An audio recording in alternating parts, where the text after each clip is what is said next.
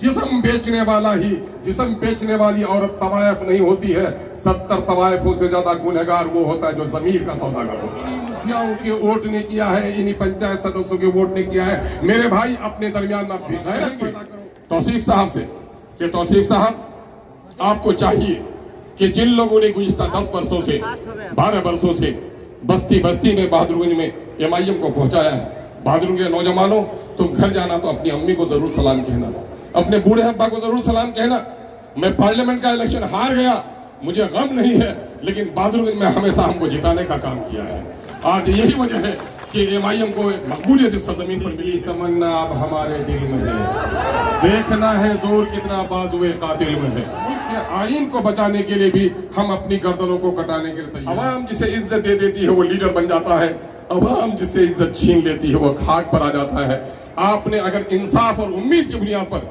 किसी को इज्जत दी है और आपके साथ दगा किया है तो इंसाफ करने वाले भी उन भाइयों से जो पार्टी के फैसले से नाराज हैं, मैं उनसे भी पैगाम देना चाहूंगा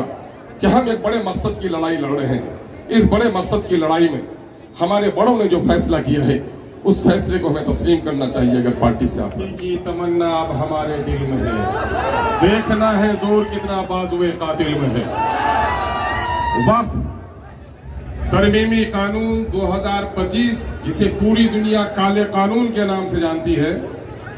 उस काले कानून के खिलाफ सरजमीन बहादुरगंज में आज के इस इनकलाबी और एहतजाजी जलसे के सदर हम सबों के नूरे नज़र पूरी हिंदुस्तान में मजलूमों की, मखबूरों की, मजबूरों की, कमजोर और नातवा लोगों की तवाना आवाज पार्टी मजलिस इत्तेहादुल मुस्लिमीन के कुल हिंद सदर जनाबे बैरिस्टर असदुद्दीन अवैसी साहब, बिहार के जिम्मेदार जनाबे भाई माजिद हुसैन साहब, रुकन असेंबली, आज की इस महफिल को मुनक़िद करने में अपनी पूरी मेहनत लगाने वाले और पार्टी में नए इरादों के साथ शामिल होने वाले जनाबे भाई तौसीफ आलम साहब, भाई जनाबे फैयाज आलम साहब चेयरमैन, जनाबे भाई तसीरुद्दीन साहब, जनाबे भाई गुलाम सरवर साहब जो पूर्णिया के जिला परिषद के चेयरमैन के नुमाइंदा हैं, जनाबे भाई हाजी नाहिद गनी साहब, भाई जनाबे इसहाक आलम साहब ट्रेजरर एमआईएम बिहार, जनाबे भाई इश्तियाक आलम साहब ज्वाइंट सेक्रेटरी एमआईएम बिहार, जनाबे मौलाना अब्दुल्ला सालिम कमर साहब पार्टी के जिम्मेदार साथी, जनाबे भाई मुर्शिद आलम साहब जो इस वक्त जोकी में बड़ी जमामर्दी के साथ पार्टी का परचम लहरा रहे हैं, जनाबे भाई राशिद साहब, जनाबे एक बड़े आलिम दीन और सियासी मुदब्बिर जनाबे भाई मौलाना व मुफ्ती अतहर कासमी साहब, पार्टी के जिला इकाई के सदर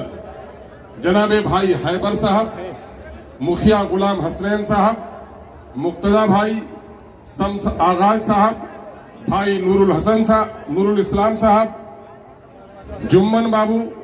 उबैद हाशमी बाबू, पटना से आए हुए सोनू बाबू, और मेरी आवाज शायद मीडिया के जरिए से उन तक पहुंच जाए। मेरे एमआईएम के पुराने और नाराज साथियों, यहाँ पर मौजूद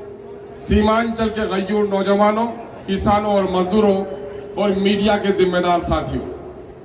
इस वक्त हमारा और आपका यहाँ जमा होना धूप की शिद्दत में और बगैर किसी मौसम के इस वक्त इस इनकलाबी अंदाज में यहाँ जमा होना इस बात की दलील है कि हम जिस मुल्क में रहते हैं ये मुल्क हिंदू, मुस्लिम, सिख, ईसाई सबका मुल्क है, किसी एक के बाप की जागीर नहीं है। इस वजह से कोई अगर हम पर दस्तूर हिंद के खिलाफ कानून नाफिज करने की नापाक कोशिश करेगा तो हम इस मुल्क में लड़कर ही जमहूरी अंदाज में, आईनी अंदाज में जिस तरह से मुल्क की सरहदों की हिफाजत के लिए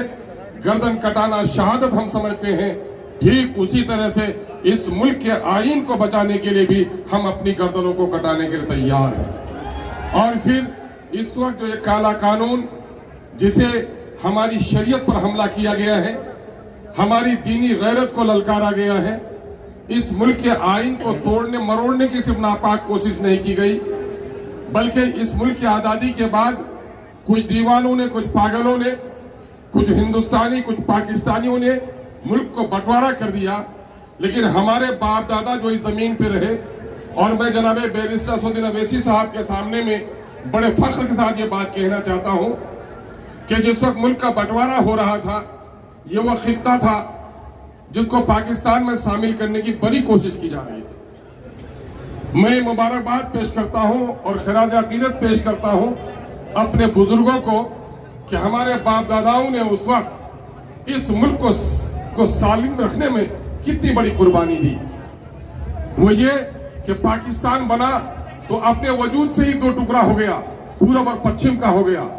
अगर ये खित्ता सीमांचल का जरा करवट बदलता और आज के बांग्लादेश का हिस्सा बन गया होता तो मोदी जी, ये भारत भी दो टुकड़े होने से कोई नहीं बचा सकता। आसाम का इलाका अलग हो जाता। भारत को अगर टुकड़ा होने से किसी ने बचाया है तो सीमांचल के गय्यूर अवाम ने, यहाँ के मुसलमानों ने बचाया है, आपके खानदान के लोगों ने नहीं बचाया है। उसके बावजूद भी अमित शाह आते हैं और यह कहते हैं कि मुसलमानों की बड़ी आबादी है,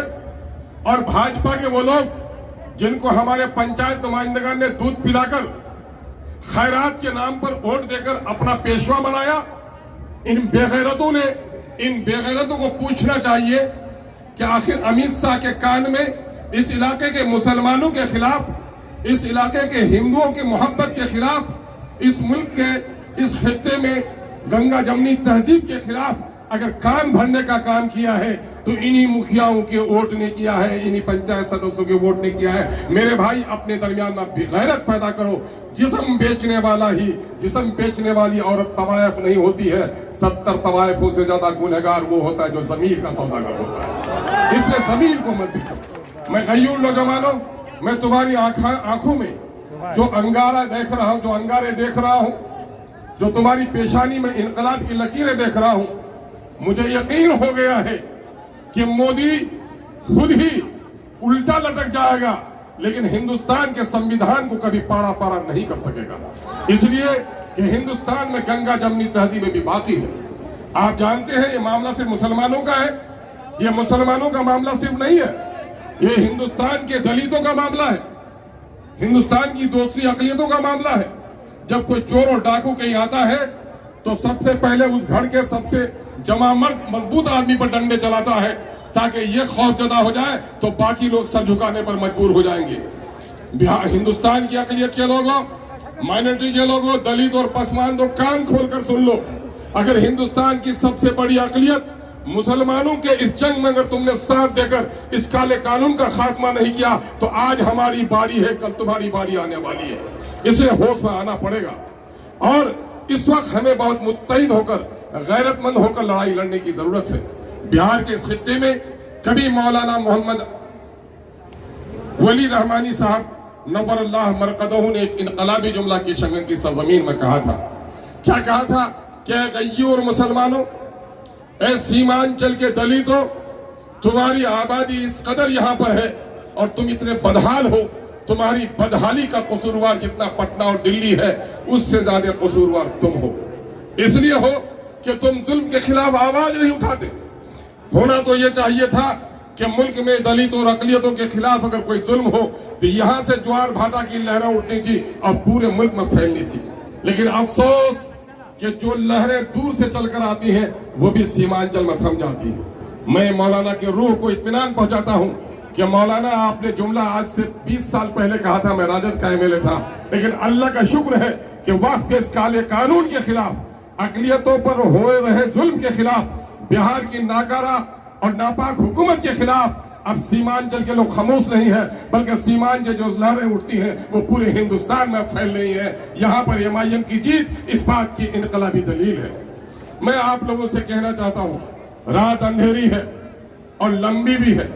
हम अपनी मिल्ली तंजीमों के सरबराहों से कहना चाहते हैं और ये हिंदुस्तान भर के मिल्ली तंजीमों से पैगाम पहुंचाना चाहते हैं।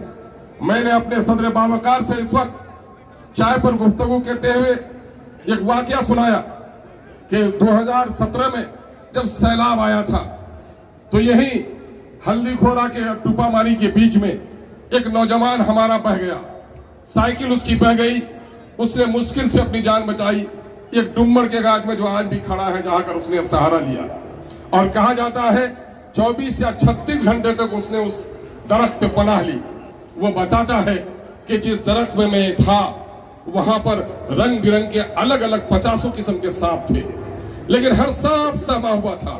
کوئی کسی کو ڈنک نہیں مار رہا تھا، حتیٰ کہ ان سانپوں کے درمیان میں گھرا ہوا تھا، لیکن مجھے بھی اس سانپ نے کوئی نقصان نہیں پہنچایا۔ میرے ملت کے غازیوں، اگر مصیبت کے میدان میں اگر آفت آتی ہے تو جنگل کا درندہ اگر متحد اور شریف ہو سکتا ہے، اگر اس کالے قانون کے خلاف ملت کے غیور تنظیم کے ذمہ داروں آپ نے اتحاد کا ثبوت نہیں دیا تو میں سمجھتا ہوں کہ وہ درندگی بھی ہم پر شرمانے لگے گی۔ ضرورت اس بات کی ہے کہ ملک گیر سطح پر ہماری ملی تنظیمیں، ہماری سیکولر سیاسی پارٹیاں، چونکہ مجھے یقین ہے کہ اس وقت پارلیمنٹ میں بھلے ہی ہمارے 24 مسلم ممبران ہیں، ہم ہندو اور مسلمانوں کے درمیان میں پارلیمنٹ کو تقسیم نہیں کر سکتے ہیں۔ ہندوؤں کے لیے مندر ہو سکتا ہے، کسی کے لیے گرودوارا اور کسی کے لیے گرجا گھر ہو سکتا ہے، مسلمانوں کے لیے مسجد ہو سکتی ہے، یہ ان کے عبادت خانے ہیں، لیکن اس ملک کے قانون کے لیے لڑنا سب کی ذمہ داری ہے۔ وقت کا یہ جو کالا قانون آیا ہے نوجوانوں، میں اختصار سے کہتا ہوں 6 دسمبر کو تمہاری شادی کی تاریخ رہی ہوگی، 6 دسمبر کو تمہاری پیدائش کی تاریخ رہی ہوگی، 6 دسمبر کو خوشیوں کے اور تو تاریخیں رہی ہوں گی، لیکن جب 6 دسمبر کا کالا دن آتا ہے تو میری خوشیاں مجھے خوشی نظر نہیں آتی، اگر عید بھی آ جائے تو میری آنکھوں میں غم ہوتا ہے، اس لیے کہ 6 دسمبر کا وہ کالا دن ہمارے بابری مسجد کو ٹوٹنے کا دن ہے۔ یقین جانو، بیرسٹر سعد اویسی صاحب نے کہا ہے کہ بابری مسجد کی کہانی ہم آج ہی نہیں کہتے ہیں، یہ مسجد تھی، مسجد ہے اور تا قیامت مسجد رہے گی، اور ہم اپنے آنے والی نسلوں کو بھی بتا کے جائیں گے کہ آ کے وہ ظالموں نے ہماری مسجدوں کو توڑا ہے، اور ہم نے شرافت کا مظاہرہ کیا ہے کہ جو کچھ ہماری عدالت نے فیصلہ کر دیا ہم نے تسلیم کر لیا ہے، لیکن ہم تاریخ کو یاد رکھیں گے۔ تم ایک مسجد پر روتے ہو نوجوانوں، اگر یہ کالا قانون نافذ العمل تو 8 تاریخ سے کر دیا گیا ہے، لیکن عملی جامہ اگر اس کو پہنانے کی کوشش کی جائے گی تو نہ جانے تمہاری کتنی مسجدوں میں تالے لگ جائیں گے، تمہارے کتنے دینی مدارس بند ہو جائیں گے، تمہارے کتنے قبرستانوں میں تمہیں الجھا کر رکھ دیا جائے گا۔ اور 2 معاملے تھے، NRC کا مسئلہ تھا، انہوں نے کہا تھا کہ مسلمانوں کو نشانہ بنا رہے ہیں، لیکن آسام میں جب معاملہ آیا تو مسلمانوں سے غیر مسلمان پھنس گئے، 13 لاکھ غیر مسلمان پھنس گئے، کھیل ان کا خراب ہوا۔ پھر اس نے کہا طلاق بل کو معاملہ لاتے، اپنے گھر کی بہو بیٹی اور بیوی کے ساتھ جو انصاف نہ کر سکے، گاؤں کے دوسرے بہو بیٹی کی پنچایتی میں اس بے شرم کو نہیں بولنا چاہیے۔ میرے بھائیوں، ہمارے طلاق کے نام پر انہوں نے ہماری شریعت پر حملہ کیا، لیکن میں مبارکباد دیتا ہوں اپنے ان لوگوں کو جو شریعت کا احترام کرتے ہیں، انہوں نے کہہ دیا ہمارا قانون سلامت رہے، تمہارا قانون عدالتوں کی چہار دیواریوں میں گھرا ہوا رہے، ہم تو کلمہ گو ہیں، اور ہمارا یقین ہے کہ اللہ کی اتاری ہوئی آیتوں کے ساتھ جو چھیڑ چھاڑ کرتا ہے، جو فیصلہ نہیں کرتا، وہی منافق ہے، وہی کفر کرتا ہے۔ ہم اپنی شریعت کی پاسداری کریں گے، ہم اپنے مفتی اور عالم سے اپنے نکاح کے طلاق کے جھگڑے طے کریں گے، مودی تمہارے پاس نہیں جائیں گے۔ مودی نے جب دیکھا یہ کھیل بھی خراب ہوا اور مودی سب جگہ ناکام ہوا، 15 لاکھ کی جگہ 15 پیسے نہیں دے سکے، کروڑوں کو نوکری دینے کے وعدے کے نام پر اسے پکوڑا بیچنے کو نوکری قرار دے دیا، اور انہوں نے مہنگائی کے نام پر، پہلے یہی شخص کہتا تھا کہ روپے کی قیمت گھٹتی ہے تو دیش کی آبرو گروی رکھ جاتی ہے، اور آج دیش کی آبرو کو اس نے وہاں گروی دیا کہ تاریخ میں ڈالر کے مقابلے میں پیسے کی قیمت اتنی نہیں گری تھی۔ ان تمام تر ناکامیوں کو چھپانے کے لیے مودی نے مسلمانوں کو نشانہ بنایا ہے، اور مسلمانوں کو نشانہ بناتے ہوئے ایک واقعہ میں نے کئی جگہ سنا، اختصار میں سنا دیتا ہوں۔ ایک بڑے نیتا، عوام جسے عزت دے دیتی ہے وہ لیڈر بن جاتا ہے، عوام جس سے عزت چھین لیتی ہے وہ خاک پر آ جاتا ہے۔ آپ نے اگر انصاف اور امید کی بنیاد پر کسی کو عزت دی ہے اور آپ کے ساتھ دغا کیا ہے تو انصاف کرنے والے بھی آپ ہوں گے۔ ہم اپنے ان بھائیوں سے جو پارٹی کے فیصلے سے ناراض ہیں، میں ان سے بھی پیغام دینا چاہوں گا کہ ہم ایک بڑے مقصد کی لڑائی لڑ رہے ہیں۔ اس بڑے مقصد کی لڑائی میں ہمارے بڑوں نے جو فیصلہ کیا ہے اس فیصلے کو ہمیں تسلیم کرنا چاہیے اگر پارٹی سے آپ کا رشتہ ہے۔ اور ہم کہیں گے توصیف صاحب سے کہ توصیف صاحب، آپ کو چاہیے کہ جن لوگوں نے گزشتہ 10 برسوں سے 12 برسوں سے بستی بستی میں بہادرگنج میں MIM کو پہنچایا ہے. بہادرگنج کے نوجوانوں، تم گھر جانا تو اپنی امی کو ضرور سلام کہنا، اپنے بوڑھے ابا کو ضرور سلام کہنا.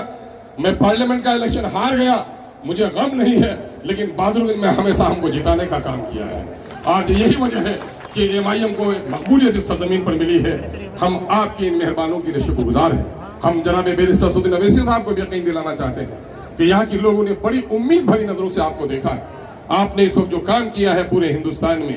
اس کی کوئی دوسری نظیر ہمارے درمیان میں نہیں ہے. اللہ آپ کی تمام تر آفت سے اللہ آپ کی حفاظت فرمائے. اور میں جناب بھائی توصیف صاحب کو کہنا چاہوں گا کہ آج جو یہ رمق دیکھ رہے ہیں، یہ جو پیشانی پہ چمک دیکھ رہے ہیں، یقیناً MIM کے دیوانوں اور متوالوں کی اس میں بڑا خون لگا ہے. اور آپ سے ہم سمجھتے ہیں ایک نئے انداز کی سیاست کا آپ آغاز کریں گے تاکہ سیمانچل کی تاریخ بدلے اور ہماری نسلوں اس کو فائدہ ملے. ہم اس کالے قانون کی مخالفت کرتے ہیں جو کچھ ابھی کشمیر کی وادیوں میں ظلم اور زیادتی ہوئی ہے، جس کے خلاف جناب بیرسٹر اسدالدین اویسی صاحب نے تمام تر فرقہ پرستوں کے منہ کو بند کر دیا ہے. گودی میڈیا کو سوال پوچھنے کی ہمت نہیں ہوئی ہے. یہ ہمارے اندر کے انسان کو دیکھنا چاہتا ہے. ارے ہم تو وہ ہیں، اس سنسار کا ایشور ہی ایک نہیں، سارے انسانوں کو ایک ماں باپ کی اولاد سمجھتے ہیں. اور ہمیں تو یہ پڑھایا گیا ہے ناحق کسی ایک انسان کا خون پورے انسانوں کے قتل کے برابر ہے، اور ایک معصوم کو بچانا پوری انسانیت کو بچانے کے برابر ہے. اس لیے ان معصوموں کا، ان مسافروں کا، ان سیاحوں کا جو قتل ہوا ہے، اس کی ہم پرزور مذمت کرتے ہیں. آئیے ہم سب مل کر ایک نئے انقلابی تاریخ کی طرف قدم بڑھائیں. بہت بہت شکریہ. سلام آداب.